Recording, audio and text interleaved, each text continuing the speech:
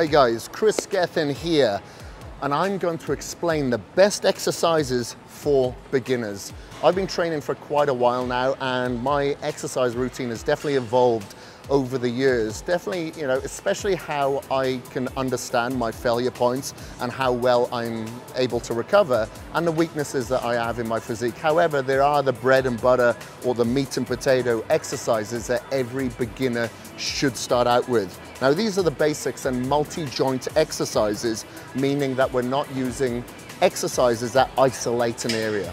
A multi-joint exercise will have a couple of effects. Number one, it will greatly improve your strength, and they are predominantly the best exercise to release testosterone, natural free testosterone within your body.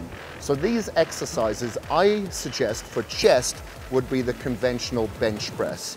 If you are fine doing a conventional bench press, do that. If you have any shoulder issues, then you can do the dumbbell press. Just on a flat bench, hitting some presses, maybe about 4 to 5 sets, and go into absolute failure anywhere between 10 and 12 repetitions will do you. Now, being a beginner, it's probably a good idea to make sure that you've got a spot there, because the last thing I'd want you to do is get stuck underneath the bar.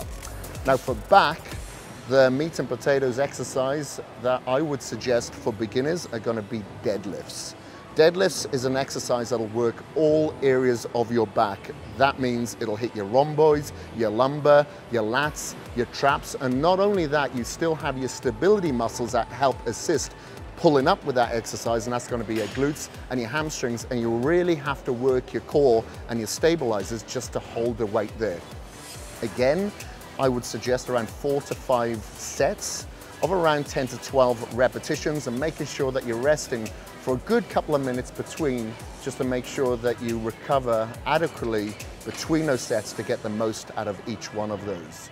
Now, for legs, you probably heard about being the squat being the granddaddy of all exercises, and this is absolutely true. This, again, will work not only your legs, but your stabilizing muscles, being your core and your back.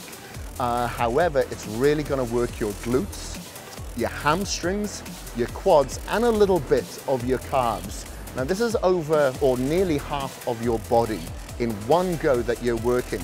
So you're probably going to need about 3 minutes between these sets if you're going to absolute failure. Again, it's a good idea to have somebody behind you just to give you a spot and make sure that your back is absolutely straight when you're doing this exercise. And when you're coming down, I suggest coming down till your hamstrings are parallel with the floor, no further than that to begin with, until you get the gist of this exercise. You should be working a little bit higher in the repetitions this time, because you do have a good combination of fast twitch and slow twitch muscle fibers. So I suggest anywhere between, say, 15 to 18 repetitions with this exercise. And again, maybe 3 to 4 minutes rest this time, because legs are such a large muscle group, and you will find that you'll run out of gas pretty quick. And you want to be hitting again about 4 to 5 sets here.